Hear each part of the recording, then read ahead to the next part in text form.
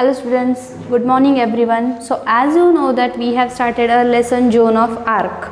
Okay, so Joan is a lady soldier from the French troop. At this time when the war is going on, that time Joan was a soldier, lady soldier.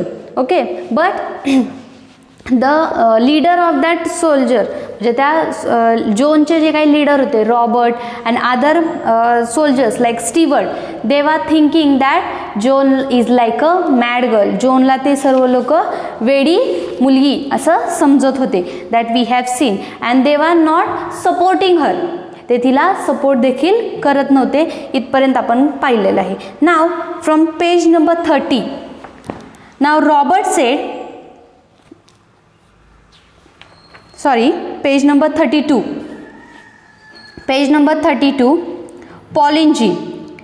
We want a few mad people now. See where the same ones have landed us. Now when the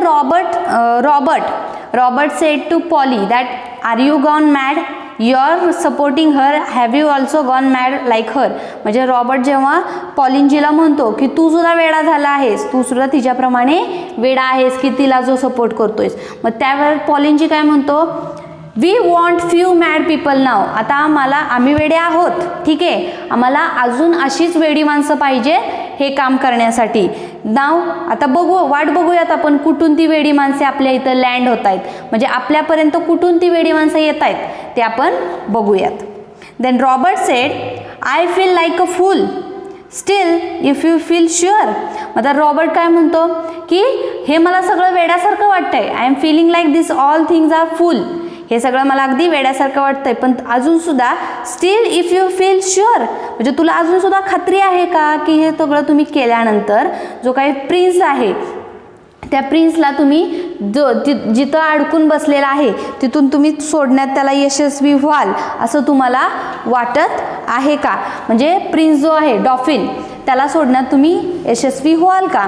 then Poulengy said, I feel sure enough to take her to Chinon unless you stop me.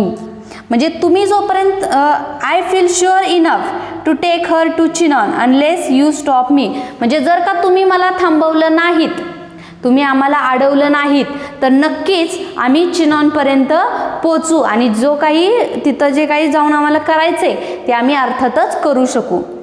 Then Robert said, do you think I ought to have another talk with her. म्हणजे Robert काय म्हणतो, तुला असं वाटतंय का की त्या वेड्या मुलीशी मी पुन्हा एकदा काहीतरी बोलावं. Then Poulengy said, going to window, yes John come up. आता त्या आधीच रॉबर्टने काय सांगितलं होतं की बाहेर उभी राहा, पण हाकेच्या अंतरावरती राहा, जेव्हा तुला आवाज येईल तेव्हा तू वरती ये. मग त्यावेळी ती जाऊन थांबते आणि हे जे काही डिस्कशन होतं मिस्टर पॉलीमध्ये आणि रॉबर्टमध्ये, त्यानंतर रॉबर्ट मिस्टर पॉलीला बोलतात की तुला असं वाटतंय का मी पुन्हा एकदा तिच्याशी बोलावं. मग त्यावेळी तो डायरेक्ट विंडोजवळ जातो आणि तिथून जोनला आवाज देऊन म्हणतो, Joan come up. Then Poulengy said, नाव जोन एंटर्स, जोनची एंट्री होते. Then Poulengy said, gravely. Gravely म्हणजे सिरियसली, एक्सप्रेशन, एक एक्सप्रेशन देऊन ग्रेवली अगदी सिरियसली म्हणतो, बी सीटेड जोन. मग तो मिस्टर पॉली तिला काय म्हणतो, बसून घे. Robert sed, what is your name. आता ते इतका तिचा द्वेष करायचे की तिचं नाव सुद्धा कधी त्यांनी व्यवस्थित विचारलं नव्हतं किंवा तिच्याबद्दल काही माहिती व्यवस्थित घेतली नव्हती. इतका तिचा ते राग किंवा द्वेष करायचे. तिला वेडी मुलगी समजून टाकलं होतं त्यांनी. आणि शेवटी ते तिला विचारतात की व्हॉट इज युअर नेम, तुझं नाव काय आहे. Then Joan said, they always call me Jenny in Lorraine. म्हणजे तिची राहण्याची जागा जी आहे लॉरेन, त्या लॉरेनमध्ये मला नेहमी जेनी असं म्हणतात. मला सर्व लोक लॉरेनमध्ये जेनी म्हणून ओळखतात. Here in France I am Joan. आणि फ्रान्समध्ये मला जोन या नावाने ओळखतात. And the soldiers call me the maid. Maid या शब्दाचे दोन अर्थ होतात.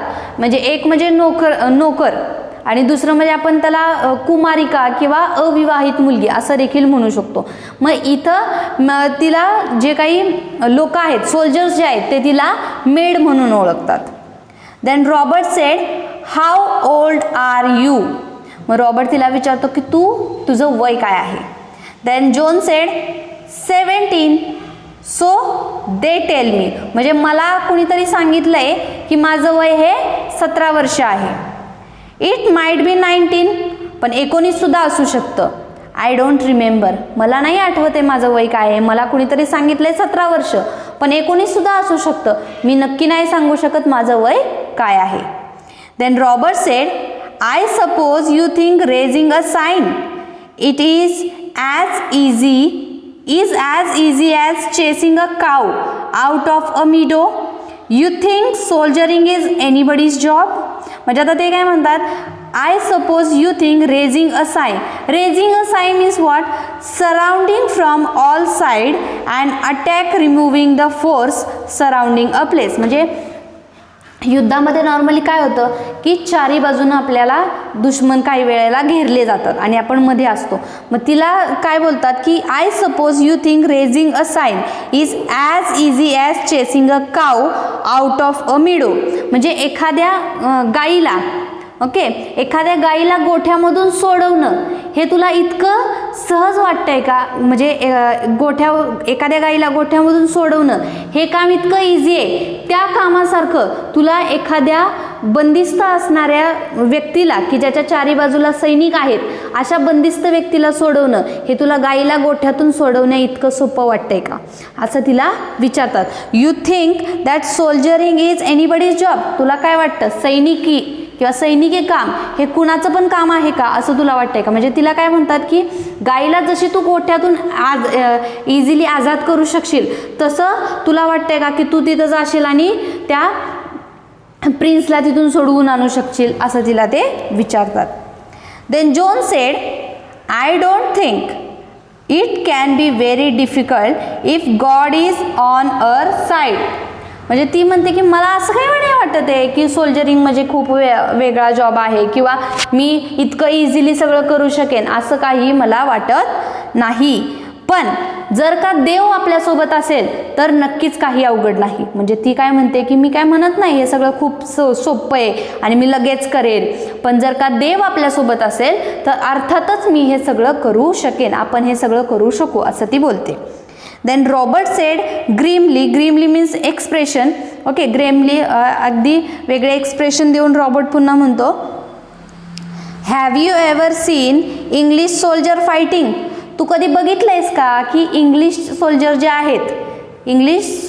आहेत ते कधी फाईट करतायत, हे तू कधी बघितलंयस का?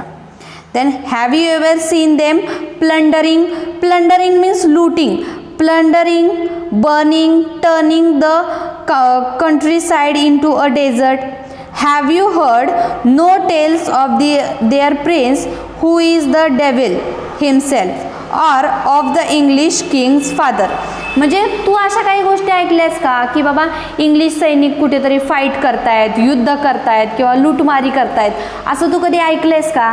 किंवा have you heard no tales of their prince who is the devil himself. तू हे ऐकून आहेस का की त्यांचा जो प्रिन्स आहे इंग्लिश सैनिकांचा तो स्वतःलाच डेव्हिल म्हणजे राक्षस, तो स्वतःच एक राक्षस असल्यासारखा आहेस, ह्या गोष्टी तू ऐकल्या आहेस का? Or the English Kings father, म्हणजे त्या प्रिन्सबद्दल किंवा त्या फादरबद्दल तू असं ऐकून आहेस का की ते स्वतःच एक दुष्ट आहेत किंवा ते हे असं सगळं करतात, ह्या सगळ्या गोष्टी तू ऐकल्या आहेस का? टेल्स म्हणजे थोडक्यात गोष्टी. ह्या सगळ्या कथा किंवा गोष्टी तू ऐकल्यास का? Then John said, you do not understand squire. म्हणजे जॉन उलटे त्यांनाच म्हणते की तुम्हाला कळत नाही आहे अजून स्क्वायर म्हणजे थोडक्यात लीडर. ती म्हणते की तुम्हाला कळलंच नाही आहे काय. Our soldiers are always beaten because they are fighting only to save their skin. म्हणजे ती काय म्हणते की आपले जे सैनिक आहेत ते नेहमी मारले जातात. ऑलवेज बिटन म्हणजे ते नेहमी मारले जातात का? Because they are saving their skin. Saving their skin means here it's meaning to save their life. म्हणजे स्वतःचा जीव वाचवणे, आपण म्हणतो ना ज्याला मराठीमध्ये स्वतःची कातडी वाचवणे. सेव्हिंग देअर स्किन म्हणजे अगदी शब्दशः अर्थ म्हणजे त्याचा स्वतःची कातडी वाचवणे म्हणजे स्वतःचा जीव वाचवणे. मग ती काय म्हणते की तुम्हाला कळतच नाही आहे लीडर की आपले जे सैनिक आहेत ते आजपर्यंत लढले कशासाठी, फक्त आजपर्यंत लढले खरं, पण ते मारले गेले कशामुळे, का तर ते स्वतःचा फक्त जीव वाचवत होते, ते आपल्यासाठी लढत नव्हते, ते स्वतःचा जीव वाचवत होते, त्यामुळे ते मारले गेले असं ती म्हणते. But saving their skin is to run away, म्हणजे ते मारले जात होते, परंतु का मारले जात होते, ते लढतच नव्हते, ते स्वतःचा जीव वाचवण्यासाठी पळायचे, फक्त लढायचे नाहीत, ते पळायचे, त्या ह्याच्यातच ते मारले जायचे असं जोनचं म्हणणं आहे. But I will teach them all to fight for France, पण मी त्या सर्वांना आता शिकवणार आहे की फ्रान्ससाठी कसं लढायचं हे मी त्यांना शिकवणार आहे. ते आजपर्यंत पळत होते म्हणून ते मारले जात होते, ते कधी लढलेच नाहीत म्हणून आपण जिंकलो नाही. म्हणजे तिचं काय म्हणणं आहे, ते लढत नव्हते तर ते लढायला गेले की तिथून ते सैनिक बघून ते तिथून पळ काढायचे आपला जीव वाचवण्यासाठी, आणि त्यामुळे ते मारले जायचे. स्वतःचा जीव वाचवायला ते पळायचे, लढायचे नाहीत आणि ते मारले जायचे. पण आता मी त्यांना लढायला शिकवणार आहे. कशासाठी, फ्रान्ससाठी, फ्रान्सला त्यांच्या इंग्लंडच्या तावडीतून सुटवण्यासाठी लढायला शिकवणार आहे. Then they will drive the soldiers before them like sheep. You and Polly will live to see the day when there will no be single English soldier on the soil of France.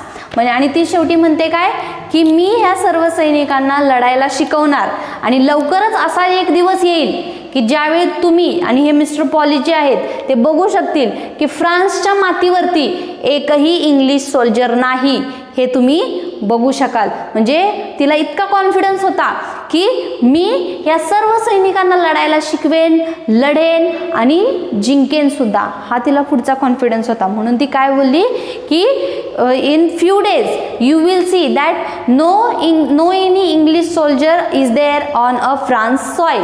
फ्रान्सच्या मातीवरती एकही English soldier नसेल, तो दिवस लवकरच तुम्ही बघाल. नाव little story has remained that we will see in the next period.